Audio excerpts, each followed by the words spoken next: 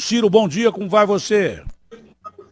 Bom dia, Datena. Um forte abraço a você e a toda a gente querida que está na nossa Bandeirantes. Ciro, você está em campanha e viajando para onde agora? Você está em onde e vai para onde? Está no Ceará? ou não? Eu estou em Fortaleza, né, mas estou indo para pertinho de você, estou indo para São Paulo. Opa, será muito bem recebido aqui, né? Principalmente todo bom nordestino, cearense, será muito bem recebido aqui. Se bem que você é paulista, mas nasceu aqui, mas tem tudo nordestino. Coragem, garra, luta. Ciro, como é que você está observando? Porque até agora não havia denúncia, por exemplo, de corrupção dentro do governo Bolsonaro, né? Agora já começam a aparecer algumas evidências que pode ter acontecido, inclusive prevaricação por parte do presidente da República. Isso é uma coisa grave perto das eleições. Longe também, né? Mas perto pior ainda, porque iria prejudicar muito o processo democrático. Como é que você está vendo essa situação, Ciro?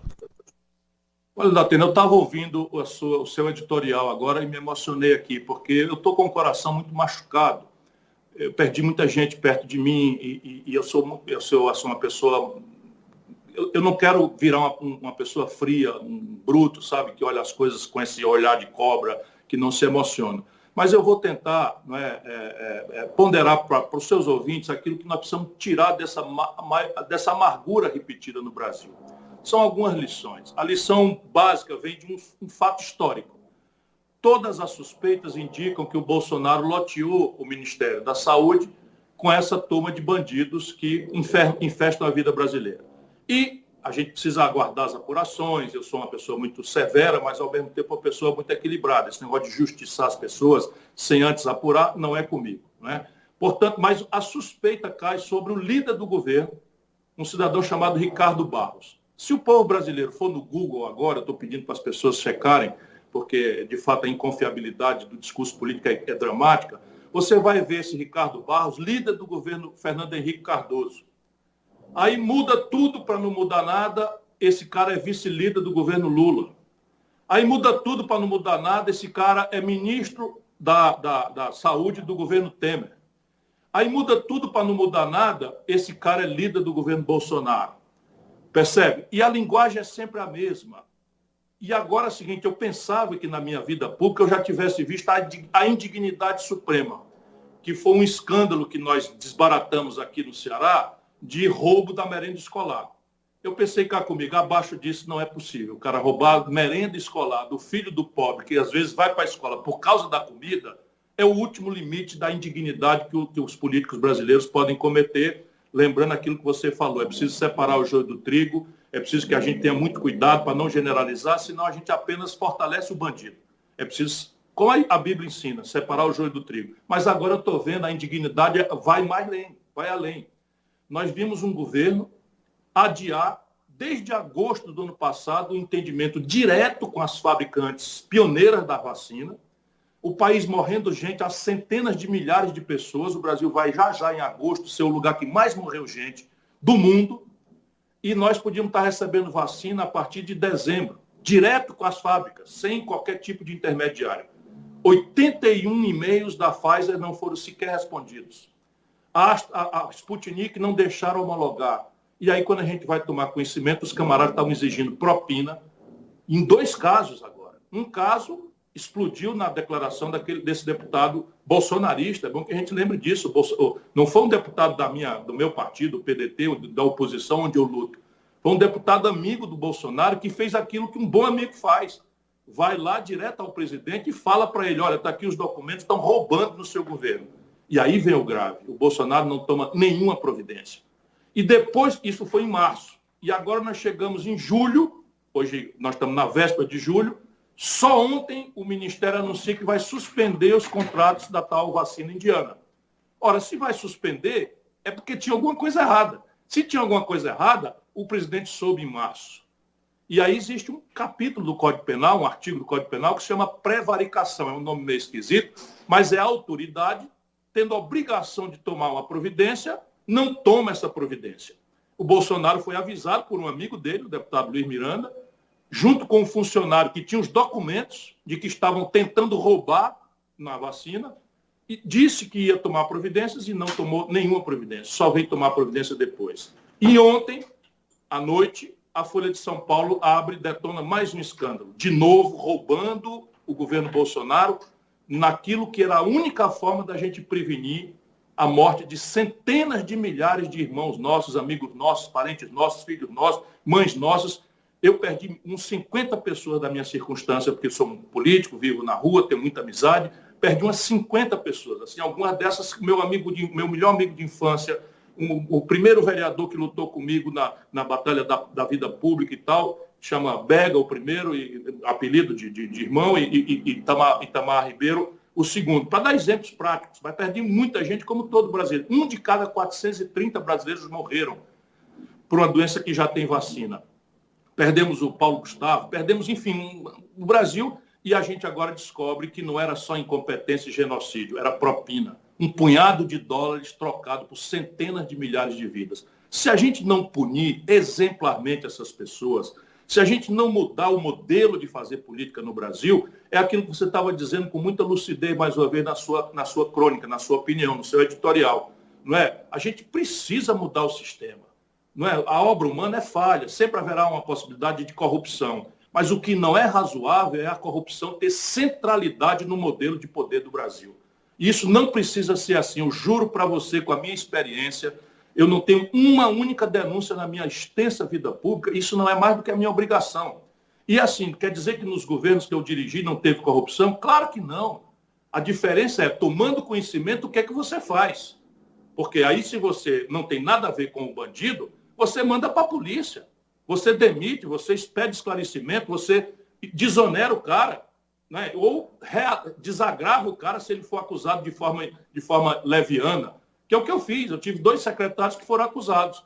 Afastei os 2, não é? E mandei apurar. Um era culpado, mandei para a polícia. O outro era inocente. Fiz um desagravo público a ele, dizendo, olha, ele foi vítima de uma acusação falsa, está aqui a apuração e tem a minha solidariedade. O Itamar Franco, eu fui ministro do Itamar Franco, fez a mesma coisa. Agora você veja, o Brasil só muda a perfumaria. É o mesmo modelo econômico que produz esse desastre de desemprego, de informalidade, e o mesmo modelo de política. Ou a gente muda isso, ou esse país vai virar uma ex-nação, Datena. Isso é que é a minha ponderação a todos os brasileiros que estão nos ouvindo. Olha, nós temos pouco tempo que o Ciro tem que viajar para São Paulo. O grande detalhe é o seguinte, o Bolsonaro não pode dizer que não conhece o Ricardo Barros. Eles se conhecem de vida parlamentar há muito tempo, mesmo porque o Ricardo Barros, como o Ciro já falou, é só dar uma gugada para saber quem é. Eu não dei gugada porque eu já sabia quem ele era, porque eu o entrevistei algumas vezes como ministro, depois ele desapareceu. Quando precisava ajudar o povo, ele desapareceu, sumiu. E a partir do momento que o cara desapareceu, eu comecei a perceber que não era gente boa. Ou é ruim da cabeça ou é ruim do pé. Né? E recentemente houve mandado de busca e apreensão dos escritórios dele, e acho que da esposa dele, lá em Maringá, onde é a terra dele. Logo depois o Bolsonaro vem e indica esse cara como líder do governo. E eu disse, o Bolsonaro vai arrumar problema. Quando ele foi indicado, quem me acompanha aqui, eu disse, o Bolsonaro vai arrumar problema em colocar esse cara lá. Ora, pois, o Bolsonaro já conhecia o cara melhor do que eu. Ele é parlamentar há 38 anos, o Bolsonaro, há muito tempo. Quando ele colocou esse cara lá, os problemas que poderiam estar acontecendo ganharam uma proporção muito maior. No primeiro caso que você falou, o presidente pode ter prevaricado. No segundo caso, do cara que cobrava $1 a mais por vacina, está dentro do governo do presidente da República. É possível isso acontecer sem que o presidente saiba, ou sem que o cara que colocou ele lá saiba, Ciro? Você que já foi ministro, olha, participou de governo. Com esse nível de valor, só se o camarada for muito incompetente. Nós estamos falando, Datena, de bilhões, com B de bola, bilhões de reais, num país que não tem dinheiro para nada, como você estava de novo dizendo no seu brilhante editorial. Falta dinheiro para tudo no Brasil. Né? O socorro emergencial, no auge da pandemia, foi suspenso. Né? Virou R$150 que não paga um quarto da cesta básica. E a alegação é que não tem dinheiro. Mas tem dinheiro. Eles distribuíram 30 bilhões de reais nesse orçamento clandestino para roubar. Isso assim, Brasília vive de segredo de polichinelo. Então você diz, o presidente da República pode não saber? Pode. Pode não saber, que aliás era a alegação do Lula a vida inteira. Ele não sabia que o Palocci tinha roubado mais de 100 milhões de reais, que devolveu. E esse país, veja, é um insulto à inteligência da sociedade brasileira, da nossa comunidade, porque para o povo, da Atena, a corrupção parece ser uma das causas centrais da humilhação que o nosso povo vive. E de fato é, né? De fato é um câncer, porque ele desvia dinheiro que falta na mesa do pobre, mas além do mais, ele destrói a confiança da população, especialmente dos jovens, na linguagem da democracia, que é a política. E isso acaba destruindo. Por que a gente vê todo dia a televisão anunciar escândalo por cima de escândalo, e o prêmio é a impunidade, o prêmio é o prestígio, o prêmio, enfim, passar a mão, o prêmio é a negação das evidências todas, e no fim você tem obrigar o povo a trabalhar decentemente. Por que eu devo dizer a um jovem que ele tem que ser honesto, se o exemplo que vem de cima é a roubalheira de lado a lado? Isso me choca profundamente. Mas eu acho, francamente, que o que nós temos que fazer é apurar. Né? E apurar você tem duas circunstâncias. Por que o presidente não afastou o Ricardo Barros até o presente momento? Por que ele não fez? Eu vou te dizer, está por trás disso tudo, sabe quem? Flávio Bolsonaro, filho do Bolsonaro. Anote o que eu estou lhe dizendo. Eu já tinha informações, você sabe que eu não tenho rabo de palha e também não tenho medo de denunciar, a vida inteira foi assim, meu compromisso com o povo brasileiro me faz fazer isso. Já fui processado por todos os grandes bandidos do Brasil, menos o Bolsonaro, que não tem coragem de processar, porque sabe que eu posso provar o que eu digo. Já tinham me dito que todo o sistema de compras do Ministério da Saúde, a partir do Rio de Janeiro, tem o Flávio Bolsonaro por trás. Essa empresa Precisa, que foi pilhada no primeiro escândalo, essa empresa Precisa já tinha roubado o Brasil em quase 20 milhões de reais. Pegou o dinheiro adiantado. Veja bem, qualquer pobre que vai comprar qualquer coisa na farmácia, um remédio, tem que pagar antes. No Brasil, o Ministério da Saúde paga adiantado. Eu nunca vi falar nisso. Paga adiantado e pior, não recebeu. Isso quando o Barros era ministro da Saúde. Eles estão processados por isso, Datena. O Barros está processado por isso, essa empresa está processada por isso, recebeu quase 20 milhões de reais e não entregou os remédios. Está processado por um escândalo no Distrito Federal. Essa empresa, Datena, como é que o do Bolsonaro não sabia? Aumentou 6.000% o faturamento junto ao governo federal, uma empresa fraudulenta. Isso tudo vai ficar provado com documentos. Pelo menos para isso o processo dessa CPI está servindo. Mas a amargura que nós estamos sentindo nesse momento tem que se transformar numa energia positiva. Qual é a energia positiva? A gente ponderar a necessidade de pensar no nosso voto.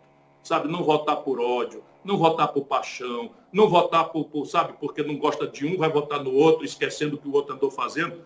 Botar todos os políticos para discutir, para debater, olhar a ficha corrida, olhar a biografia de cada um, não entrar em lambança, em conversa fiada. Essa é a única lição dessa amargura de ver o nosso povo morrendo, enquanto em Brasília se rouba na vacina. É o último estágio de degradação moral que eu não esperava testemunhar. Duas perguntas mais com resposta curta, que você não tem tempo. A resposta tem que ser bem curta. No caso do Rio de Janeiro, o Witzel, em depoimento, me lembrei agora, disse assim, olha, esses hospitais de campanha que foram produto de propina com essa tal de Abas aqui de São Paulo, que também vem atuando fraudulentamente há mais de quase, desde 16 anos, vai, a gente bota assim. Foram a mesma empresa que atuou lá no Rio de Janeiro com o hospital de campanha. O Witzel disse assim, os hospitais de campanha que estão aí sendo produto de investigação, todos eles têm nome. Passariam por essa rede de corrupção? Você disse aí sem nenhuma dúvida. Do filho do presidente. Sem nenhuma dúvida. Se a imprensa procurar, Flávio Bolsonaro, filho do Jair Messias Bolsonaro, atual presidente do Brasil, está por trás de todas essas tramas do sistema de compra do Ministério da Saúde.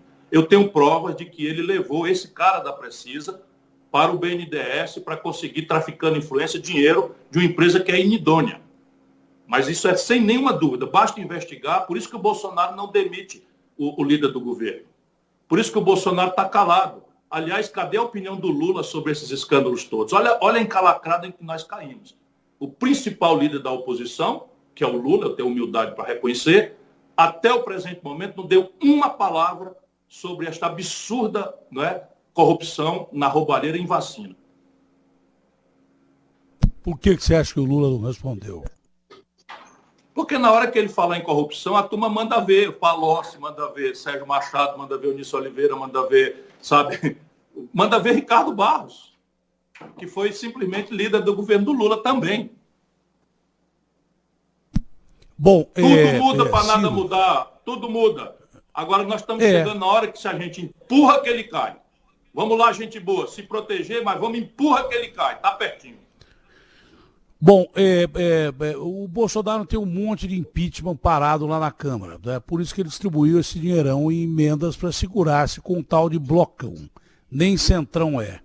Você acha que ele resiste a mais um pedido de impeachment com base dessas acusações que serão novas? Hoje nós estamos entrando com um novo pedido que consolida todas as coisas, dizendo sempre, com muito respeito, que impeachment não é remédio para governo ruim. Impeachment é uma punição pelo cometimento de caso pensado de crime de responsabilidade. Portanto, quem acusa, como nós estamos fazendo, temos que demonstrar que o Bolsonaro comete crime de responsabilidade e, por isso, tem que ser punido. Porém, a legislação brasileira é muito exótica, Datena, e a gente precisa mudar isso. Ela diz que o pedido de impeachment tem que ser despachado. Para quem julga não é ele, mas para começar, quem despacha, comece o processo, e aí abre uma comissão. Essa comissão é representativa da situação e da oposição, todos os partidos têm representação, tem a acusação, tem a defesa, tem as provas, tem tudo. Se arrasta aí durante quase um ano o processo. Pois bem, mas no Brasil, veja que absurdo. A assinatura do presidente da Câmara, Arthur Lira, é que diz se começa ou não. E ele simplesmente não tem prazo e nem precisa se justificar, nem para a opinião pública, nem para o Congresso, nem para o Judiciário. Isso é uma aberração que só existe no Brasil. Para quê? Para garantir a impunidade. O Bolsonaro, vendo o fogo chegar por trás dele, o que é que faz? Compra essa turma e está irrigando com bilhões de reais e eles estão sugando o Bolsonaro até o limite do físico. Mas se nós fizermos um movimento na rua muito consistente, o Lira vai se lembrar que do ano que vem tem eleição e que ele vai precisar voltar para Alagoas e vai ter que se explicar para o povo de Alagoas. Então, nós precisamos fazer uma grande pressão. Primeiro, para todos os políticos que estão omissos hoje, estou falando do Lula, entrarem na disputa para guiar o nosso povo. Segundo, pressionar o Congresso brasileiro. Eles têm a obrigação, não estou dizendo de julgar o Bolsonaro, mas a obrigação de abrir o processo. Porque o Procurador-Geral da República, volta a dizer, com todo respeito, também está aí para engavetar tudo. Então, ou a gente faz um movimento de pressão sobre o Congresso Nacional, sobre os líderes que estão se omitindo, e sobre o Lira, o Arthur Lira é que é a chave. Vamos entupir a caixa de e-mail dele, todo mundo, e dizer, Lira, nós não estamos pedindo que você condene o Bolsonaro. Estamos pedindo apenas que você abra a apuração para ver se ele é ou não criminoso, sob o ponto de vista de crime de responsabilidade. Quem acusa, como nós, vai ter que provar. E nós temos aqui uma robusta, né, tonelada de documentos para provar que o Bolsonaro é um genocida e um corrupto. Ciro, a última pergunta. Você está mais propenso a uma aliança com centro-direita, Mandetta, o Eduardo Leite, enfim, qual é a sua propensão maior? Datena, o problema brasileiro é tão grave que eu, com a experiência que tenho, preciso fazer um apelo por um governo de união nacional. Só quem classifica isso somos nós, os políticos e os jornalistas. Mas se você quiser, eu quero unir da centro-direita à centro-esquerda. Ou seja, banir os extremos, banir aqueles que não têm compromisso senão com o ódio, com o personalismo, e construir a base política e social para um novo projeto nacional de desenvolvimento que se ocupe daquilo que tem que se ocupar. Um redesenho da Constituição do Brasil, um novo pacto federativo, nós temos o Estado tudo quebrado, os municípios tudo quebrado, e um programa de desenvolvimento que tenha compromisso com o crescimento econômico perdido. Faz 10 anos que o Brasil não cresce nada. E aí nós temos que fazer o crescimento acontecer, porque sem isso é mentira falar em emprego, melhoria de salário e até arrecadação para qualificar a saúde, a educação. E agora nós estamos vendo que, de novo, a corrupção toma centralidade no debate brasileiro. Nós temos que mudar a forma de prevenir e de punir a corrupção na ordem pública brasileira. Boa viagem, um abraço grande, chegue bem aqui em São Paulo e um abraço aos nossos irmãos do Nordeste. Obrigado, Ciro. Muito obrigado mais uma vez, meu irmão, pela oportunidade de falar a boa gente brasileira.